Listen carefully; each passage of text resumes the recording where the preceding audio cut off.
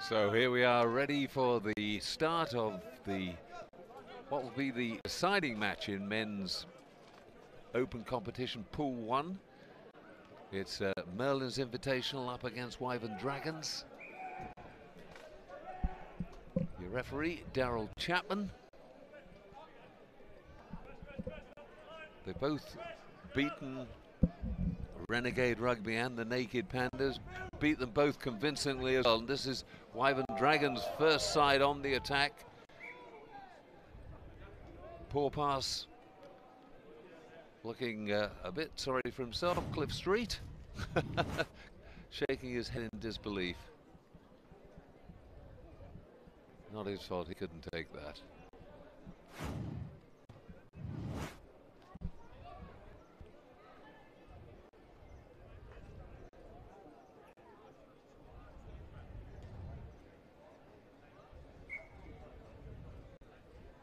Will Bakewell, the scrum half, number 7 for Merlin's Invitation with the put in. And a bit of fiddling around in the front row, so the referee, free kick to Merlin's Invitational. Don't make the most of it. Under pressure out on the far side, but they've regained possession now. This should be a really good battle. As I said, these two sides, they both won their 2 matches so far convincingly, and they're fighting for honours. They could even go all the way and meet again after the knockout stage in the final. Ball not going to ground, tackle not completed, therefore it's a maul. Therefore Daryl Chapman says, you get the put in.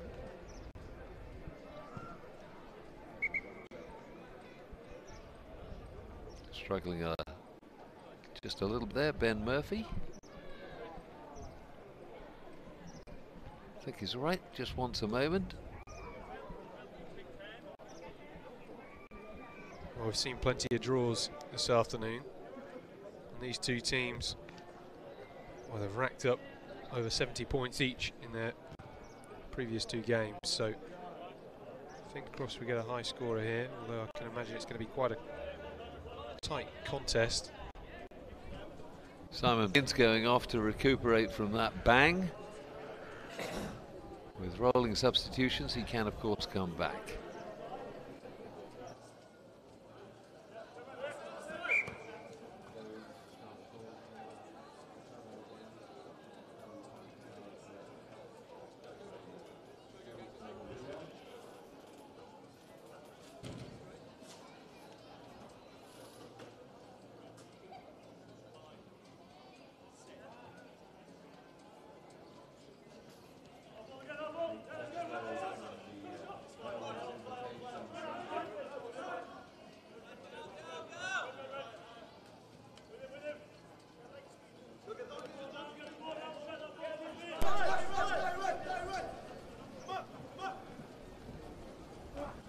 Loses the ball again.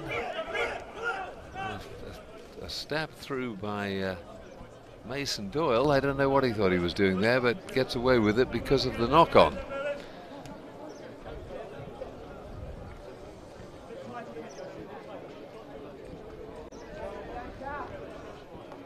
Right, we saw a very definite scrum advantage to Merlin's Invitational.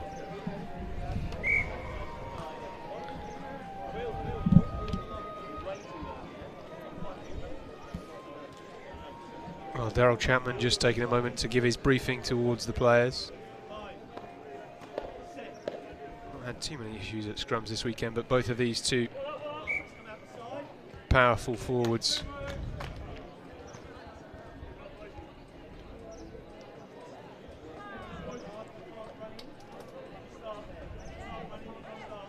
So almost a quarter of the match gone. Still no score, so the Harlequins, or the Dragons rather,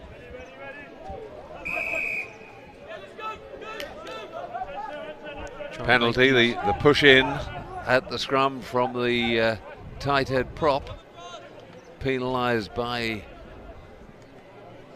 Daryl Chapman.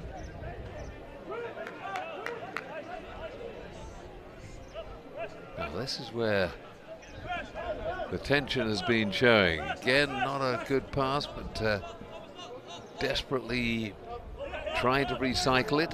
And he's doing a George North. Picks the man up on his back and carries him along.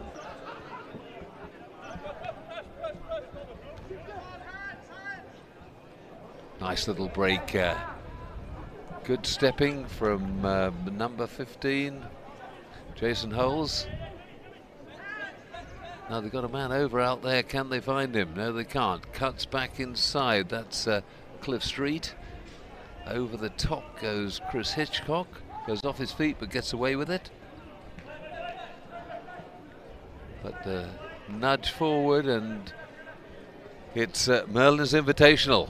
They're nearly on their own line, but they've got possession. Driven up a few more yards by Mason Doyle. Oh, and again a bit of a fumble, bit of a miss. Can he bring him down while he's still outside the field of play? No, he can't, but it was a high tackle in any case in the attempt. So, bit of an escape there for Merlins Invitational. And at first they took it really quickly, but fortunately for them, really, Daryl Chapman asked them to come back and take it from the correct spot, which gave them the advantage because, of course, they now have the line out and they're 30-40 yards up from their own goal line.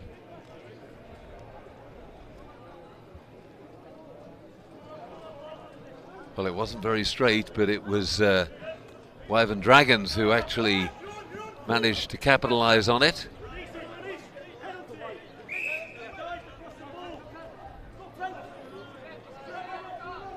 Good chance here, and yes, well taken, beautifully done. Good running from Joe Karawia, the scrum half for Wyvern Dragons.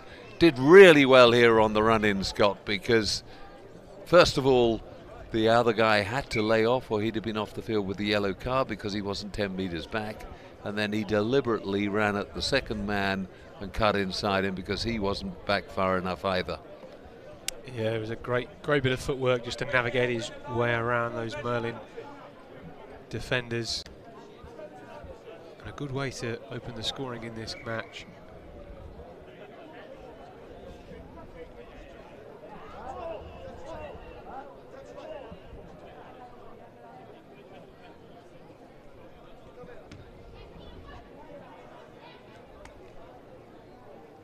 The Dragons perhaps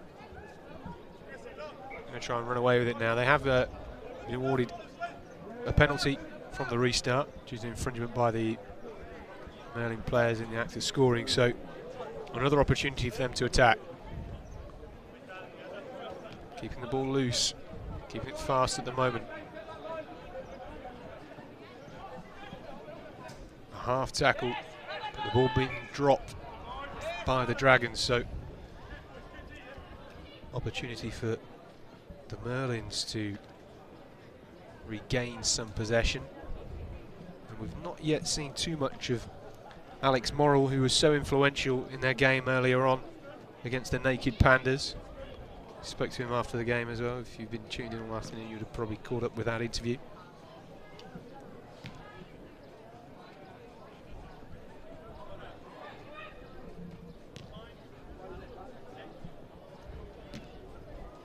So Will Bakewell going around the short side.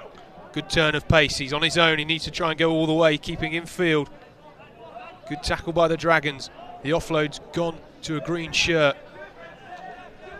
Well, that was way off his feet, and immediately you saw Daryl Chapman pick it up. That was one of the Wyvern Dragons players hitting the maul totally illegally. Conversation between the touch judge, the assistant referee, should I say, and the main referee calls out, and I'm sure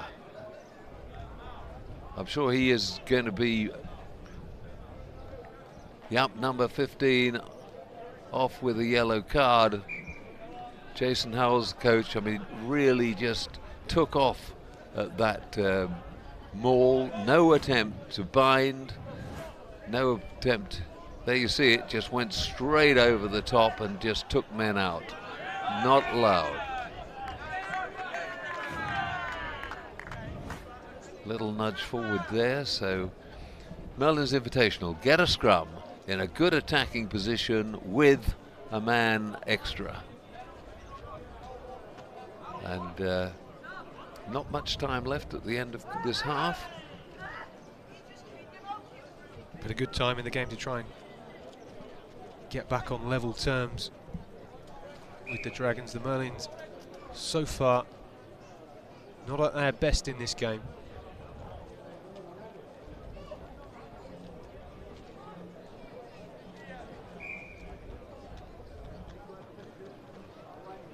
A little bit of a pause here. I think Daryl Chapman's just going to go and have a word with some of the Dragons players on the bench. Not quite happy with what's going on over there, so just getting the captain to have a word with a few of these subs on the bench. Daryl Chapman, very experienced referee, semi-professional, so doesn't take any hassle where not necessary. Yeah, and that they were further words with Jason Howells, the man Bind, who's also the coach.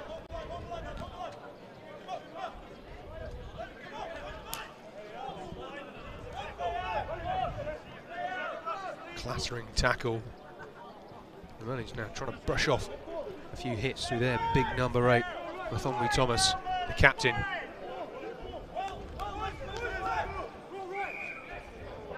Penalty goes back the other way, holding on the floor.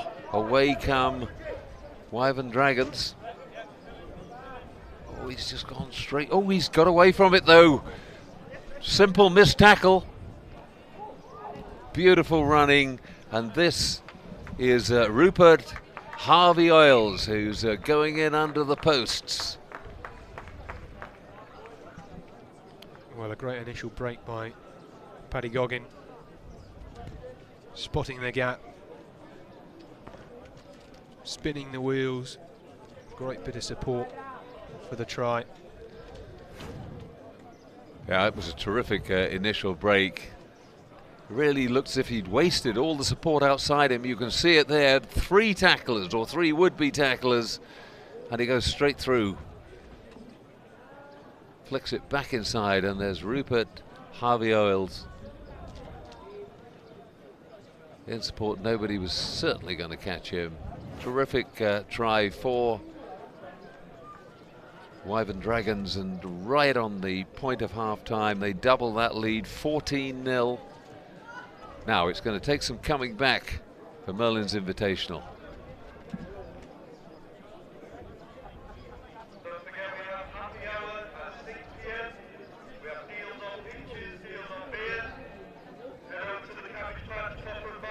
And what, of course, Scott made that especially impressive was they did it with only 9 men on the field. Yeah, of course, they've didn't seem to struggle in those dying moments of the game with only 9 men. We've seen it quite a lot so far this weekend. Teams not really losing out when they're reduced due to sin bins. This here, perhaps one of the best moments of the game. Just picking the man up on his shoulders and dragging him an extra 5 metres, the would-be tackler of Will Bakewell.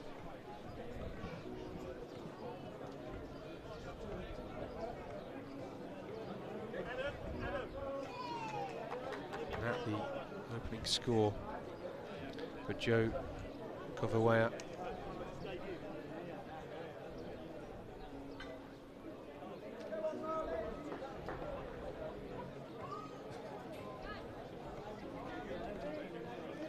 Yeah, it's a bit sparky at times.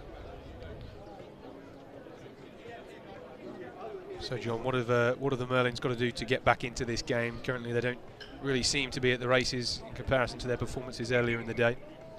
Well, one of their problems, of course, is they haven't actually had Alex Morrill on the field an influencing player, and as we saw in the last game, he was one of their most influential players. Now, whether he's got a knock or whether it's a tactical thing, I'm not sure.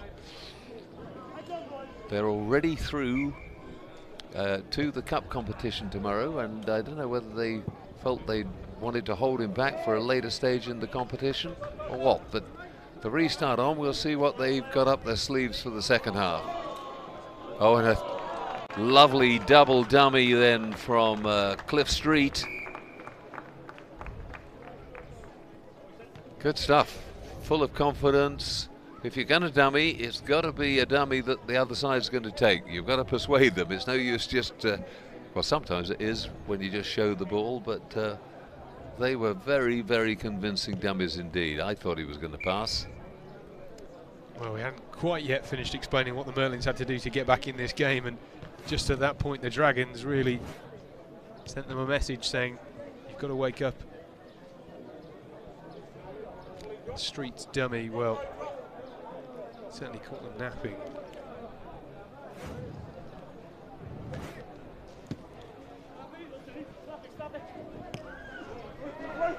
Well tapped back. Almost collected by Alex Williams. Goes into contact. Looked like a bit of a knock on the toes for Joe Corowea. So scrum down to the Merlins.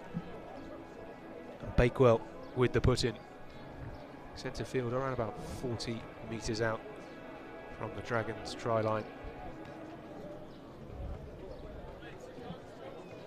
Opportunity perhaps for them to send a message at the start of this second half.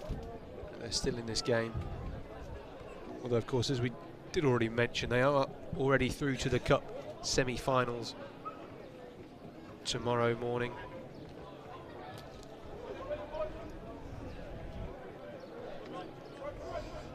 Dominic Bangay-Wilding going through the centre just before then, and we know if he gets any space he can certainly turn that into a try, but this defence pretty solid, and again they come away with the ball on the turnover. There is Bangay-Wilding now in possession, desperately trying to fight off the tacklers. Succeeds in at least just laying the ball back. This is better.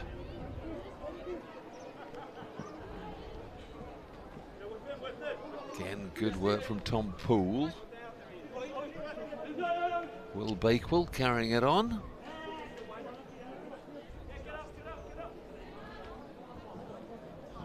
Oh, that was round the neck. But the player was already falling before the tackle was made, so Darryl Chapman gives him the benefit of the doubt. Holding on the floor, and the Wyvern Dragons coming away. Well, there again, no chance at all, just a little doddle in for Cliff Street.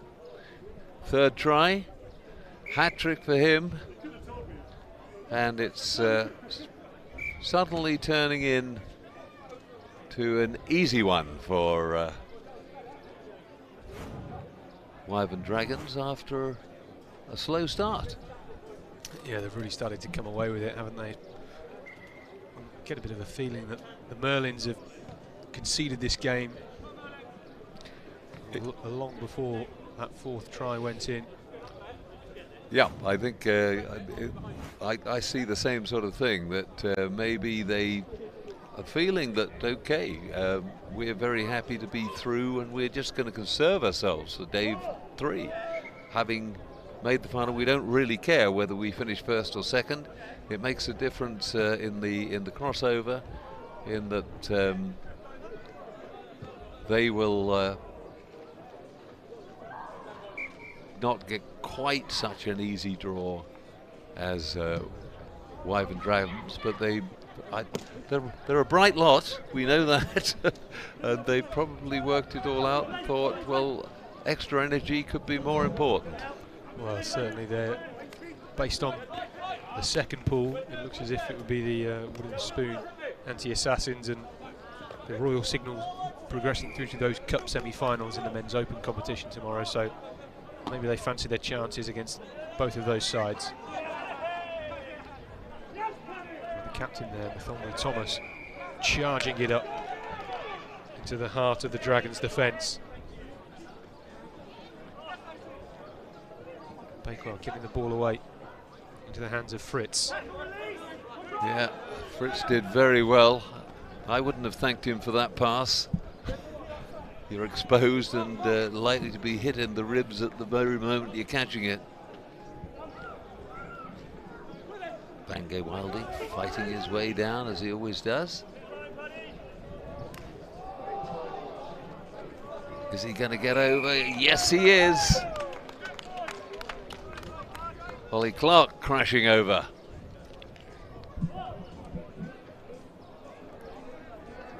Well, he showed a bit of muscle at the end, didn't he? The Dragons almost looked as if they were going to hold him up over the line, but managed to get the ball down. The conversion's unsuccessful. Bakewell just skewing that one slightly.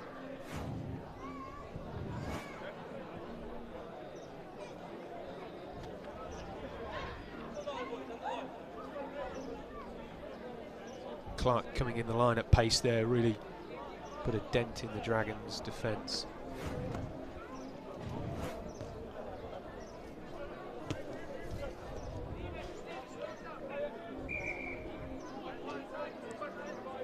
Well, it's not gone 10, so chance for the Dragons to charge into the Merlins half, perhaps extend their lead into the final quarter of this game now.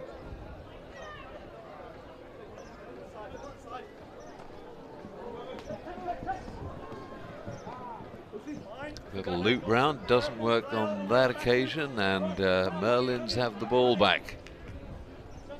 Nice offload. That's well done too. Clark again. Can they get that final pass away? No, they can't. Got to recycle it.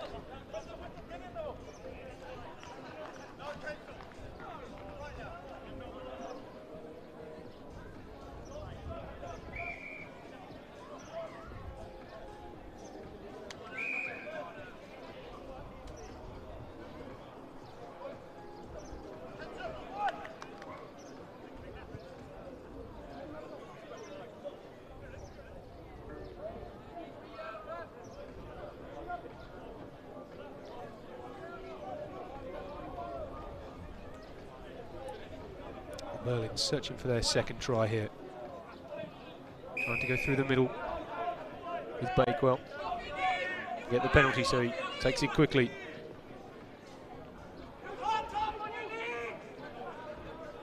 That's what they wanted. A fast recycle. Oh, and it's going to be a card against who? It's against Cliff Street. Well, he's got his hat-trick and now he's got his yellow card, so a full package for Cliff Street in this game. He'll be pleased, no doubt, that the game's already wrapped up. Clark going through again, really driving, and he's been pushed over. Surely he's got there, or was he held up? No. Try given, so 2 tries to Ollie Clark.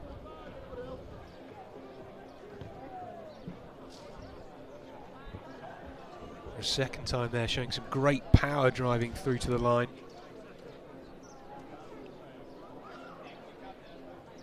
A bit quiet in the earlier phases of this match. Very good when he gets a sniff of the line, charging forward.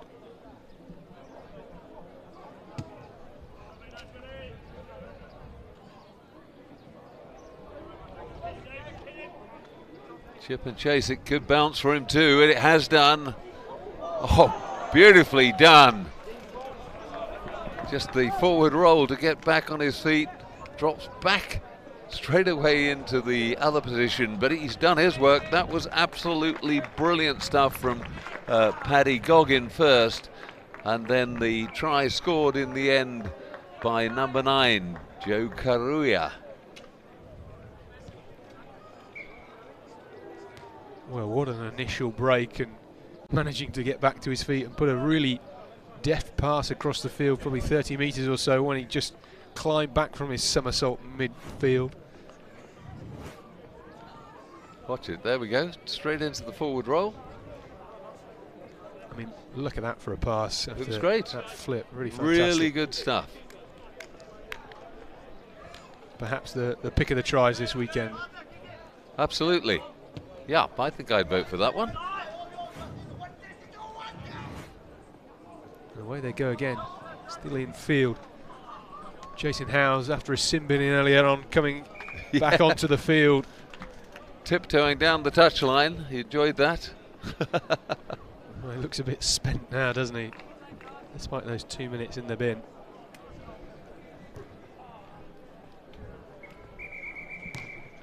That's good too. So, end of match. I'm not sure whether the referee was actually signalling the conversion was good or whether he was just whistling up for the end of the game there. But it doesn't matter. Convincing win in the end for Wyvern Dragons. 40 points to 10.